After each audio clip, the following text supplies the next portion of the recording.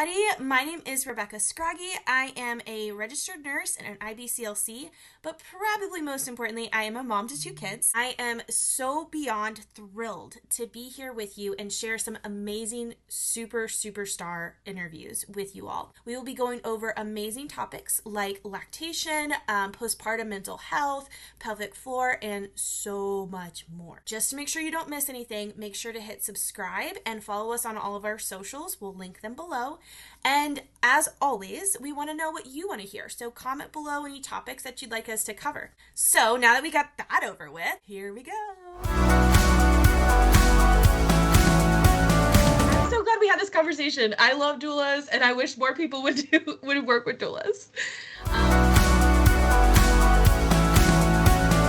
So excited you are here. I got to meet you at the New Mexico Breastfeeding Task Force conference. And after just chatting with you at our booth, I knew that it would be such a great opportunity to get this opportunity to talk to you and have you here on our series. So if you would like to introduce yourself, just like a little bit about you, your name and your background and stuff like that, so everybody can know how amazing you are. Oh, thank you for having me, Rebecca. I'm excited to be here and grateful to meet you in person and to see you again. Yeah. My name is Tintawi Kaigziabiher. I am a certified doula, a certified lactation counselor, also trained and advanced in RP and basic life support. I hold a master's in interdisciplinary studies. I'm a priest in our community and the founder of the Our Earth Community Birth and Postpartum Attendant Program. You are amazing. I love so much about that. And then you're also a parent, right? I have been a wife for 22 years and counting, and I'm a mother of five. Our children and adults are ages 8 to 21. And I'm also a mother who has experienced perinatal loss. So we also have five on the other side. Oh, wow. That breaks my heart for you. Thank you for sharing that. I appreciate you sharing that with us.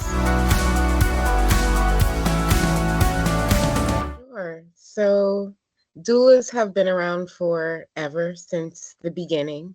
And they are known by many different names. Doula is one, birth supporter, birth worker, partera, comadora. There are many different names for the work that a doula does, which is non-medical support for people during birth and postpartum. They do things like, instead of providing the clinical tasks that an OB or a midwife might offer, doulas offer more of the emotional support, physical support during labor, things like help accessing resources. Yeah, they're community liaisons as well. I love that. I didn't know all the other different names though. That is so interesting. Do the names have specific like origins? Are they from like each name from a different like region, or where do the other names come from? Sure, like comadora and partera are words that are used in the Spanish language. Sometimes it is connected to like a licensed midwife. Sometimes those words are connected to more traditional midwives or birth attendants. And traditional birth attendant is another name for someone who may just provide doula services or may provide the combined support. Awalej is Amharic, another word, same kind of scope of practice. Yeah, doula is Greek, so Okay. that's the origin of that word. But in all of those That's instances, it's support, you know. that's so cool. Just like that was so I have known about doulas for a long time and I've never heard of any of those other names. So that is so interesting. I love that. So at the time in the US, doulas are not a regulated body, Okay. which leaves a lot wide open. You can Yeah. access programs that will offer certification. There's some basic components that are in the majority of certification programs, and then a lot of programs also specialize. So you generally learn things about anatomy, you learn different types of support, you learn what to maybe be aware of that might be out of the scope of your practice with a client and who to refer to. Um, but people specialize, you know, we have like licensed massage therapists that are also birth and postpartum doulas. People determine whether or not they want to focus on birth or focus on postpartum.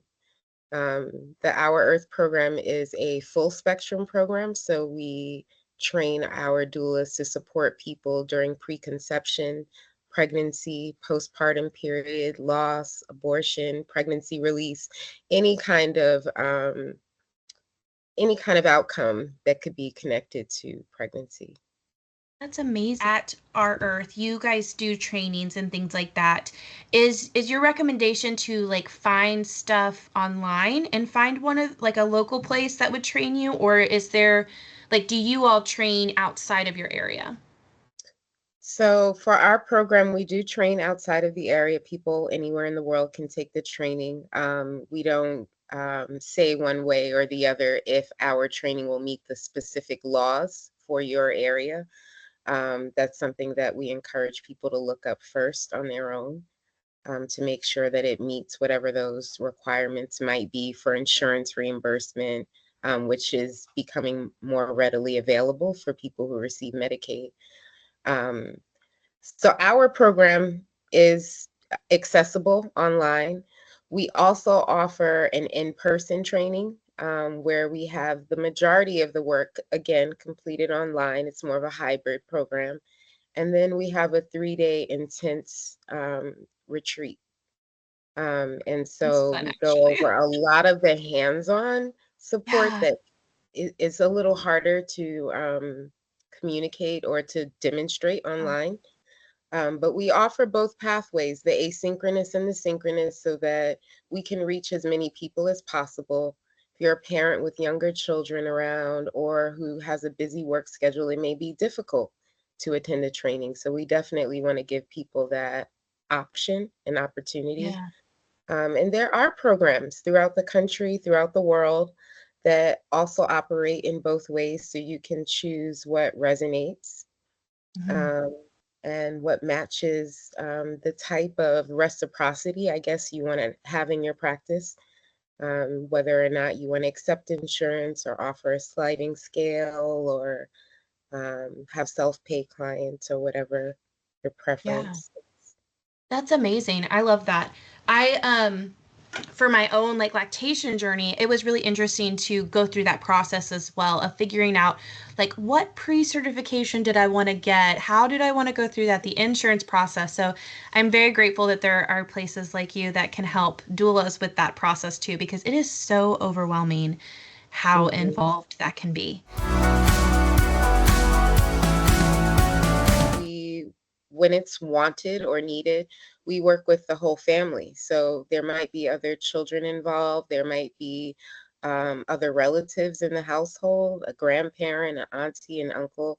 So we do our best to work with whoever the birthing person would like to have involved in their plan, in their birth room. Sometimes they want support in the birth room. Sometimes they prefer hands off for the doula and active support for the partner or another relative or loved one. Um, we offer support with attending perinatal visits with our clients if they choose. Um, we encourage them in ways that help to uplift their self esteem, to build their ability to self advocate, because we can for sure advocate on behalf of people, but when we're not around, what's happening, you know? And so we definitely want to teach those skills so people can build the confidence to advocate for themselves. We help with infant care, emotional support. Some doulas provide more hands-on physical support. Some, again, will work with a partner. We help try to ease that transition into pregnancy and also into the postpartum period. So we help with creating birth plans, creating postpartum plans. We might support with bringing donor milk to a local NICU or directly to a client who needs that. Some of us offer more spiritual support. It depends on our other skill sets, you Yeah. know. So as a priest, I also provide spiritual counseling and support. We offer ceremonies and rituals and naming ceremonies. Um, we create activities for older children, help get them involved, also You're to gonna give make the me so parents some time, emotional. you This know, is so cool. lactation support, you know, really Yeah. whatever is needed. Every family has different needs, but we are another pair of hands. And we are also, you know, have whatever skill set or training that um, we bring to help families. I love how you said, like, different doulas have different specialties, because that was one thing with my second that was really encouraged, was for me to interview different doulas and see which ones fit the best with me, and like talking them through of, like, what my goals were and things like that, and seeing how they could offer that. Do you guys offer something similar that to that as well, like an interview process? We Every doula is a little different. The majority of doulas in our program, if they receive somebody and that person is not, it doesn't feel like a good fit, maybe it's language, maybe it's Mm-hmm. culture, maybe it's ethnicity, maybe it's location, um, specific needs that the parent has. So yeah, our doulas in our program will for sure refer out to another doula. Um, we don't have a list yet on our website of our certified doulas, but that is something that we will be putting up soon. For people to just, yeah, it's important. I Yeah. think most birth workers, at least in non-competitive environments, like we know when someone's right for us. And Yeah. so referring out and having that community of doulas to access around you is pretty It's important. so important. So important. For Listening sure. to you talk about like everything that a doula does literally made me almost cry. Like that is so amazing. And I wish every family had that opportunity to have that kind of support. Um, so this is just my plug. I think everyone needs a doula. Everyone does. And a lactation Yes. counselor and you know like Yes. and maybe a midwife or OB, like we need to Yeah. work together, and I think in many communities we do. Um Yeah. there are still many places where we need more conversations like this so that people understand what we can offer and share. But we Yeah. definitely need all of the birth workers, everyone related to the field and the Yeah. work of birth, connected. There are for sure differences. Again, our program is full spectrum, so our doulas, for the most part, will do everything. There are a few who are more drawn to postpartum care, which can involve bringing the family meals, helping to set up a station in the bedroom, like with all the baby's needs, diapers, Mhm. wipes, change of clothes, some nourishing snacks for the parent, definitely water, but setting up a little station for them. There might be some household tasks that they need some support with, taking care of the baby while the parent showers or takes a nap. Maybe helping to sanitize bottles if they're using bottles, or pump parts if they're using that. Creating a care plan to involve other family members. So, for people who may not have any in home support, identifying resources and people in the community that can come in. Some of our doulas who are postpartum doulas or birth doulas will work in teams. And so, especially for postpartum, because that's an extended period of time, and we Mhm. want people to have as much support as possible. So, some of our doulas will work in teams and switch off. You know, somebody might support during the day, somebody might support in the night, somebody in the beginning of the week, someone in the end. Um, for our doulas who are more focused on birth support or pregnancy support, again, they might attend appointments with the client. They might identify focal points for the client to utilize during challenging situations during pregnancy, lab tests, things where people might be more tense. So to help them identify focal points, create affirmations, learn different positions for rest and sleep and relieving nausea and um, moving through the pregnancy in a good way, helping them to identify potential genetic challenges that they might want to get checked out or to get tested for, um, learning to identify any concerns that may arise during the pregnancy. Like our program also works with Count the Kicks. So we encourage we encourage all of our clients to download that app. It is a stillbirth prevention tool, but it is also a way for parents to connect with their babies.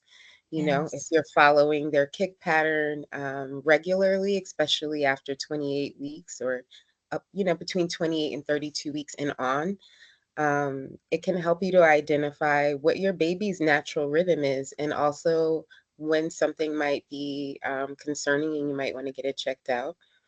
But those are some of the ways there's an infinite amount of support that doulas can provide that is non-medical and very helpful for our families. Yeah. So I wanted to talk about the fact that you said that the postpartum support, and this is me being facetious. So you mean it's not just 6 weeks? We just don't get one appointment 6 weeks for postpartum support? No, and it's crazy, right? Like really, really, we're postpartum for life. Like Yes. it really never Yes. ends. And our Yes. families continue to change and grow. And so really, I mean, Yeah. ideally, postpartum support would never end. But we Yeah. definitely try to go through the first year. In our state, the majority of people that we lose is in the postpartum period. Um, and it's connected to things like discrimination, lack of access to mental health resources, Mhm. lack of trust, Yeah. and being alone. There are Yeah. some places where people are not allowed to be alone, especially for those initial 2 weeks. Like a relative would stay with the family. I mean, in truth, that's what happened in my family. In retrospect, my grandmother was my doula. She would Yeah. show up the day after I had a baby and she would stay with me and feed me and tell me to sit down and keep warm. Yeah. And, she was caring for me. Yeah. Um, but it's such a critical period, that postpartum time, and it should extend for as long as possible. Yeah. I wish more people would understand that for sure. And I think it starts by having Yeah. conversations like this. Yeah. We need to show more images of real postpartum people, you Yeah. know. We Yeah. also should have access to different forms of exercise if we Mm. want that Yeah. during pregnancy and after. And yeah, some pelvic floor therapy is pretty Yes. essential too. You and I were just on the same brainwave with that.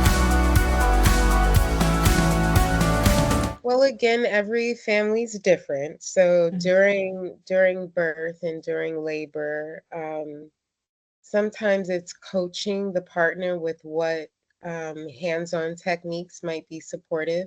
So it could be teaching them how to offer hip squeezes during pregnancy so they're prepared during labor, teaching Oh, them that's how to great. work Yeah. with like peanut balls, Mm. especially for anyone, but especially for people who may have an epidural or limited freedom of movement. The Yeah. peanut balls can be incredibly supportive for helping to facilitate labor in those instances and still giving them a way to be active and Yeah. kind of in control of their process. So we work with the partners to offer those kind of things, to help remind them that they're doing well, that they're strong, to show them where their focal points are if they lose track during the process, And and to help share or give them more information on different interventions that might be proposed. Sometimes you have to make immediate decisions. And yeah. sometimes there is room for people to gather more information and to really make an informed choice. And that's one way that we help the partners because sometimes they don't understand what the interventions might be, and so giving them more background so they can decide what will work for themselves and their families. Yeah. Um, Teaching them to prepare during pregnancy for the postpartum period, even with meal prep, having some meals frozen in the fridge or in the freezer, having a few meals in the fridge, making sure there's extra snacks if there are other children in the household and things like that. Coaching them on infant care, you Yeah. know, helping with skin to skin, helping with baby wearing, all of the things Favorite. that might surface. Like, it's not just the person giving birth that needs the support, for sure, Yes. you know. Yeah. I'm so glad we had this conversation. I love doulas, and I wish more people would work with doulas.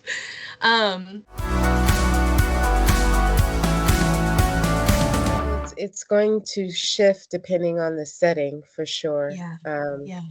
It's pretty important to build those skills with clients before their birth and labor, for sure. It's not always possible, depending on when you start supporting someone. Um, you also want to be firm and gentle, right? Because the goal is not to create more conflict, to have that taking place in the birth room. Like, our goal is to support. So I think the level of advocacy and the kind of advocacy will depend on the setting. You know, if I'm at, for New Mexico, if I'm at our state roundhouse, you know, our capital, there might be a different way that I might approach this conversation as opposed to in the hospital room or even at their home during a home birth. But the main thing is making sure that they understand what is being said to them. So, for example, if they're told that they might need to have a vacuum extraction, okay, well, what does that mean?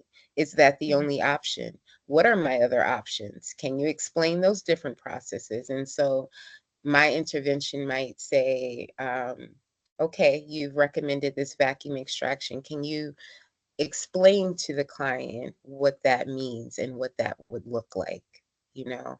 And again, that's if there's space and room for explanations. Sometimes Yeah. you need life-saving intervention that doesn't allow for that. Yeah. But those are also things that we can talk about with folks during pregnancy when we have that space um, to share. Like, okay, this is your birth plan. This is great. You've got a wide range of comfort measures and ideas of what you would like in your birthing room. We also should probably talk about some potential interventions so that you understand what they might be now, you know, Yeah. and then you at least have them in the back of your mind Mm-hmm. if they should surface during your birth. I love that so much. I feel like sometimes we don't want to talk about some of those interventions that could possibly happen because we don't want to cause fear or, people to be scared. And that almost can make it worse when the interventions do happen because you don't understand, but there's also no time to fully understand what is happening, which can cause so much trauma in the birthing world. I mean, encourage any medical professional that it is good for you and for your client and patient to walk through what you're doing before you do it. I mean, it's so important. Um, yeah. Absolutely, and not for them to be inundated with like all the potential interventions and fears, but it is part of reducing trauma to educate, Mhm. you know. Well, I think we're also talking about the difference between community-based doulas and Mm. maybe doulas that are trained in a different way. Yeah. Community doulas are going to be generally of the community that they're from. They are aware of some of the societal issues and also the local concerns that community members have based on sometimes where they live in a part of the city. A lot of times you might encounter people that have access issues to prenatal care. especially in New Mexico. We have people in some areas traveling 2 hours. We have people on the borderlands traveling out of state. Some people are traveling an hour and a half, some people without cars. We have a large immigrant population, a large newly immigrant population. We have refugees from different places. And so sometimes that might be transport, helping them find vouchers, helping them access that benefit in their Medicaid or healthcare programs, companies. Um, yeah, I don't know. It's Yeah. infinite. Yeah, it Yeah. really is. And I think that's a good point of like the community because one of our local hospital systems have started having doulas in the hospital, which is phenomenal. But it is different than a community doula that is, yes, they're both in the community, but a lot of times hospitals, as someone who used to work in a hospital, you are regulated by like what kind of resources you can give out, what kind of support you can offer. And that is definitely a plus of interviewing other community doulas and seeing, like you said, what do you need? What can we offer to help you through this process? And the Absolutely. transport is such a big one that people do not think about by any means, but it is a big one. Yeah, Um, transportation, substance mhm, use, yeah, language, hmm um, housing insecurity, yeah, access to food. So sometimes we're not applying for resources on behalf of people, but walking them through applications that they might not feel confident in filling out on their yeah, own. You know, yeah, showing them where the applications are, yes, what the yeah, offices are, getting yeah. them interpreters or translators. Mhm. Yeah. Yeah, that's such a good point. I used to work in our health department doing a position very similar to that's called Healthy Start, but that was so much A of what we healthy did. start. Hmm. I love Healthy Hmm. Start so much. Hmm. But that is so much of what we did was how can we get you transport to make sure you get to your prenatal appointments? How can we make sure that you and your babies have enough food? How can we make sure that you guys have enough diapers? And all of these things that not everyone's going to have struggles with, but sometimes there are more people struggling than you think there is because the economy is rough right now. So every state is different and every doula Mhm. operates differently. In New Mexico, Medicaid reimbursement, the process just began in February. Oh, So we yay. have doulas now registering. In our state, we register through the Department of Health first, and Okay. then we register with the MCOs. And so a few people have gone through that process already, but it's something that has just started. Yeah. Um, some of our doulas, we do have a birth companion program at least one of our hospitals. It's one of our main hospitals. One of the benefits is that those services are provided for free to the community. Um, Mm. it doesn't necessarily mean the doula has a living wage, however, so it's tricky, you know. Also, the majority of the people in our state give birth on Medicaid.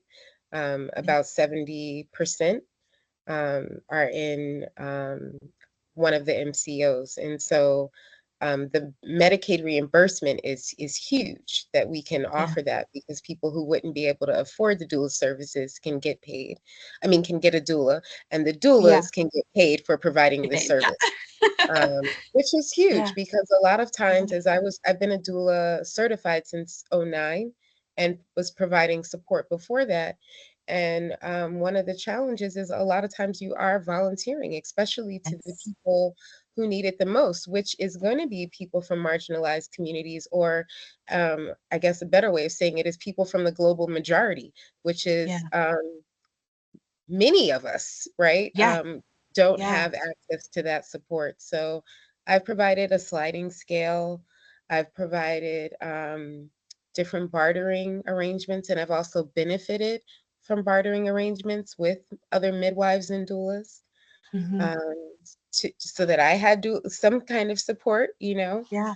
Um, yeah, we work out different things. Sometimes people will come and do work in our office, or promote our service or Mhm. offer a service. Yeah.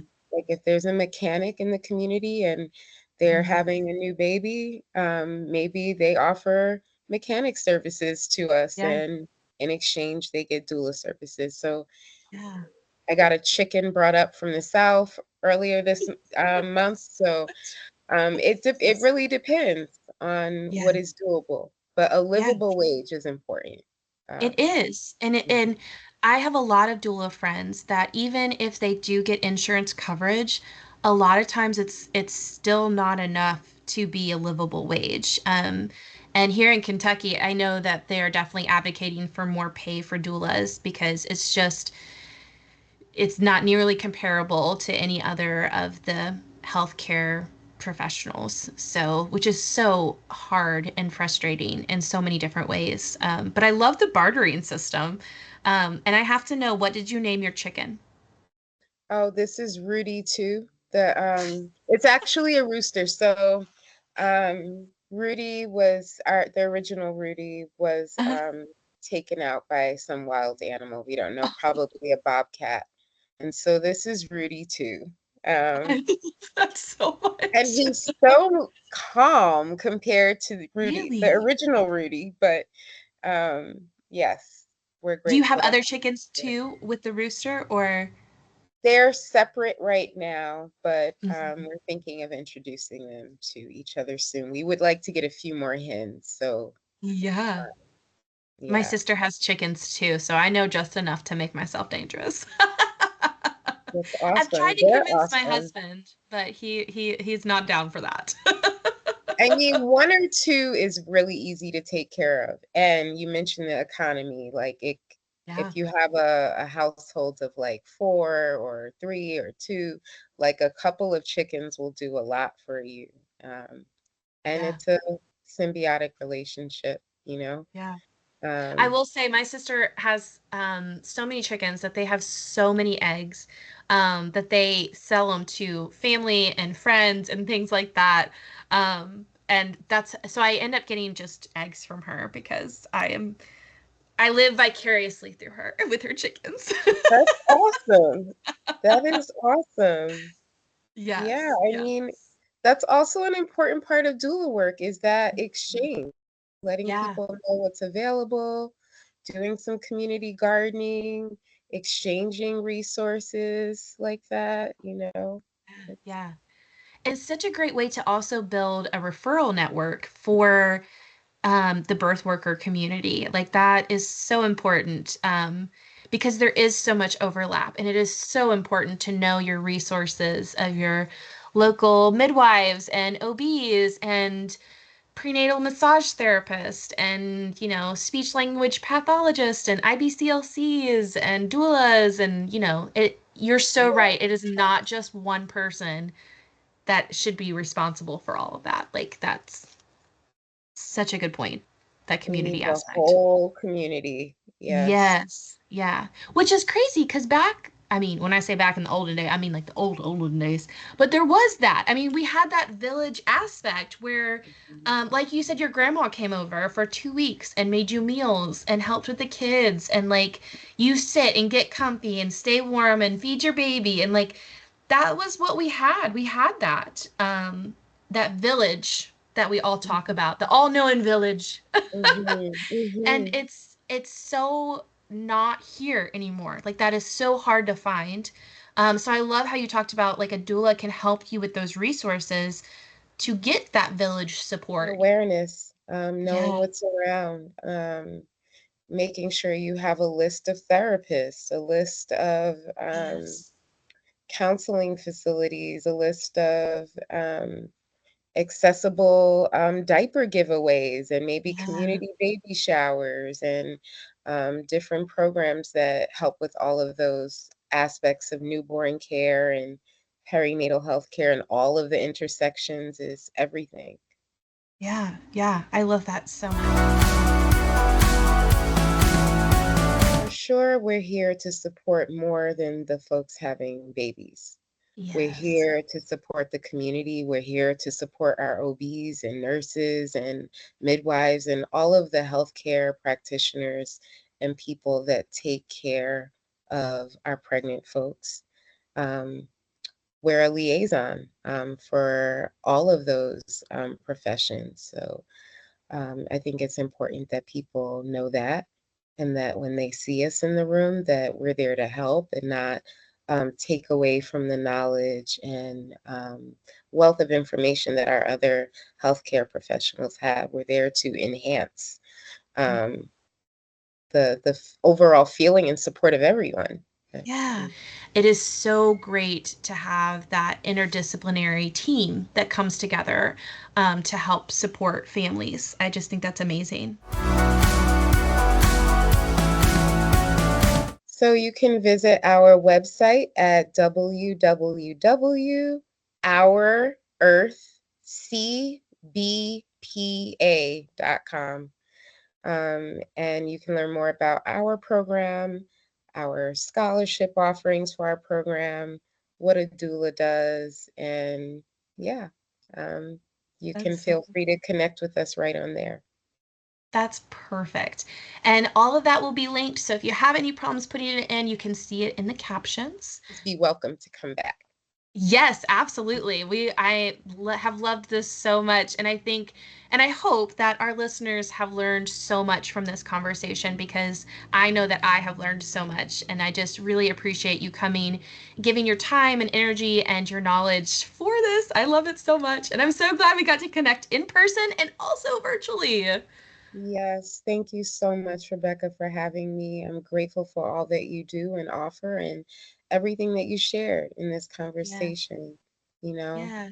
taking care of ourselves is everything, and we can do a much better job when we have each other. So thank you. Yes.